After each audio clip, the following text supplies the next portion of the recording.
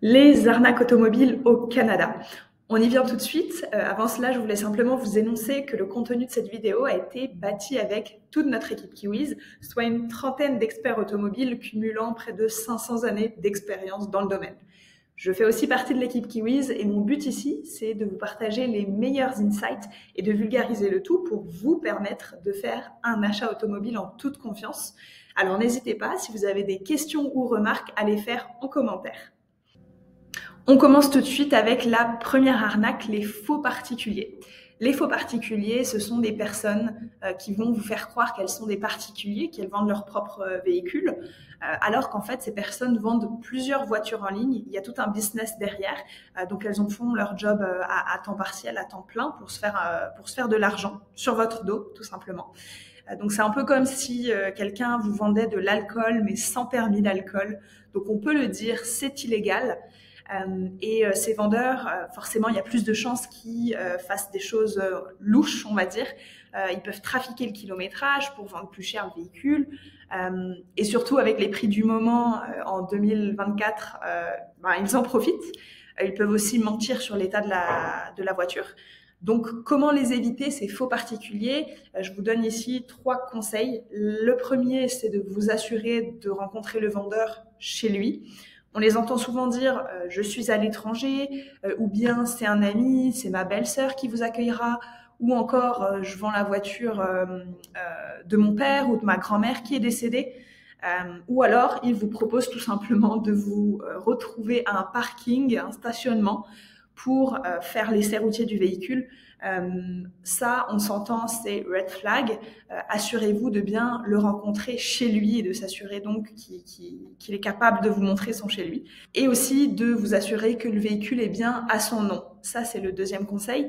Et le dernier, un petit truc en plus, c'est toujours bien de faire une recherche sur Google avec le nom du vendeur. Vous en apprendrez beaucoup sur lui. Et si plusieurs voitures apparaissent, parce que généralement ces personnes-là vendent plusieurs voitures, c'est un business, eh bien méfiez-vous. Deuxième arnaque, le trafic du kilométrage, qu'on appelle aussi le trafic de l'odomètre. Ici, on en entend souvent parler, pas à tort, puisqu'environ 10% des voitures usagées sont trafiquées selon plusieurs sources. Et malheureusement, il n'y a pas de manière permettant de démasquer à 100% les compteurs trafiqués, mais il y a quand même plusieurs petites choses qui pourraient vous aiguiller. La première, c'est de vérifier le rapport Carfax, qui va vous lister l'historique des entretiens du véhicule, si par exemple le véhicule a eu des accidents par le passé. Et donc ce rapport Carfax ici, il va vous indiquer une lecture de l'odomètre au moment de l'entretien, au moment où le véhicule passe au garage. Donc par exemple, en 2020, le véhicule a 100 000 km. Si vous voyez qu'en 2021, lors d'un entretien, il passe à 50 000 km, là, vous pouvez vous poser de sérieuses questions sur le véhicule. Redoublez de prudence puisque certaines lectures de l'odomètre sont faites en miles et non en kilométrage. Donc attention à ça. Deuxième chose, analysez l'usure du véhicule. Donc lors de l'essai routier, par exemple, regardez bien le volant, les sièges ou tout composant. S'ils sont anormalement usés pour le kilométrage du véhicule, c'est un signe, évidemment. Troisième chose, si le montant des réparations à faire sur le véhicule sont anormalement élevés pour le soi-disant kilométrage du véhicule, c'est un indice de plus. Peut-être ici que le vendeur veut se débarrasser d'une voiture qui lui coûte trop cher en entretien, ou bien qu'il vient de faire une mauvaise affaire et veut tout de suite revendre le véhicule. D'ailleurs, si vous faites une inspection pré-achat avec Kiwiz, vous obtiendrez la liste des montants de réparation à envisager, donc c'est toujours pratique à savoir. Et le dernier conseil ici, c'est de faire une inspection avant achat. C'est bête, mais un expert automobile qui a été pendant toute sa carrière mécanicien aura probablement déjà vu ce genre de véhicule qui a un kilométrage reculé et il connaît l'état normal selon un kilométrage, donc il vous rassurera lors de l'inspection pour acheter le véhicule ou non. Troisième arnaque, on va parler du paiement et de la mise de dépôt. Alors ici, on va plutôt essayer de voir si le vendeur est un escroc ou pas.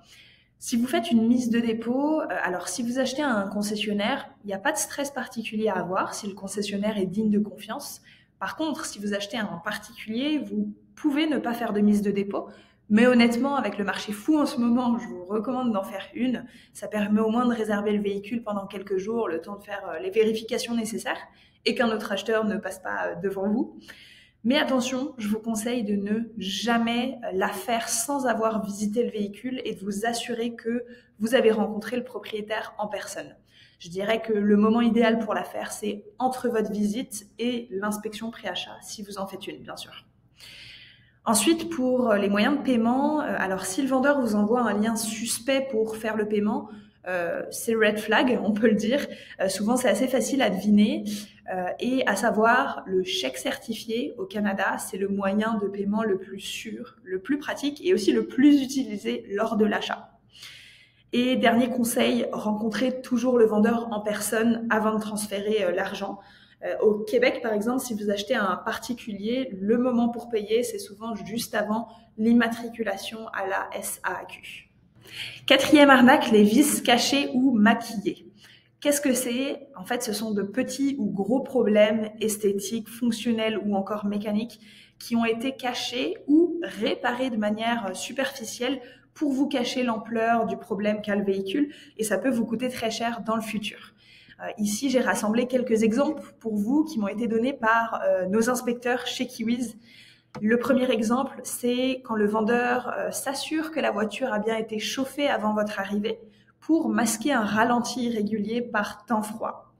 Le deuxième, le vendeur a réinitialisé le voyant du moteur juste à temps pour la vente et il réapparaîtra par magie après l'achat.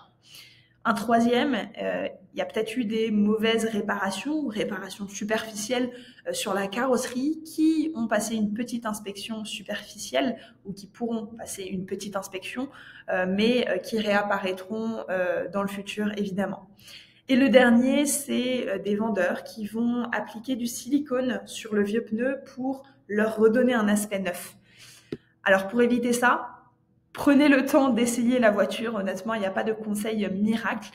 Et un achat, ça se fait pas sur un coup de tête. Alors écoutez tous les bruits suspects, testez toutes les fonctions. Ça peut être difficile de les remarquer si vous n'êtes pas un expert ou une experte automobile. Moi-même, je ne pourrais pas tous les remarquer. Si c'est le cas, faites inspecter par une tierce partie experte en mécanique et qui n'a aucun lien avec le vendeur. Vous ne voulez pas l'inspection du concessionnaire qui vend lui-même le véhicule, ni l'oncle mécanicien du vendeur. Donc faites inspecter par une tierce partie, c'est important. Et la cinquième et dernière arnaque, c'est qu'on vous met la pression pour acheter vite. Alors ici, il y a deux situations. La première, c'est qu'avec le marché actuel, certains vendeurs peuvent en profiter, vous dire que le marché est fou, qu'il y a même plusieurs autres acheteurs intéressés par le véhicule et qui vous laissent quelques heures pour prendre une décision. Alors ça peut être vrai bien sûr, mais vous vous doutez, ça ne l'est pas tout le temps. Quelques heures ne suffisent pas forcément pour faire toutes les vérifications nécessaires.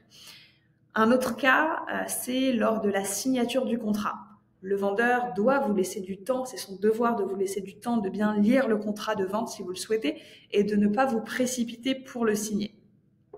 Je vais vous raconter rapidement une petite anecdote, une situation qu'on a déjà vue à travers un couple qu'on a accompagné à acheter un véhicule chez Kiwiz et qui malheureusement n'avait pas pris ses précautions. Ce qui est arrivé, c'est qu'ils ont signé le contrat sous la pression du vendeur et après avoir acheté le véhicule, ils ont fait une inspection et se sont rendus compte que la voiture était dans un état catastrophique et que rien ne leur avait été mentionné, évidemment. Alors après de longues démarches, ce couple a heureusement pu se faire racheter le véhicule par le vendeur. Et devinez ce qui s'est passé. Eh bien, malgré un prix de vente de 20 000 $, le vendeur avait noté dans les petites lignes du contrat un prix de vente de 4 000 $. La finalité de la chose, le couple a pu récupérer uniquement 4 000 $. Je vous explique ça, c'est une situation extrêmement rare, ne vous inquiétez pas, mais des situations comme ça sont pas anodines, ça peut malheureusement arriver. Et lors des crises économiques, que ce soit celle qu'on est en train de vivre ou bien celle de 2008 ou les précédentes, on voit toujours davantage d'arnaques apparaître, alors soyez simplement vigilants. Si vous suivez les conseils de cette vidéo, je suis certaine que vous achèterez une bonne affaire. N'hésitez pas à visionner nos autres vidéos pour faire un achat en confiance et éviter l'achat d'un citron. Bonne journée!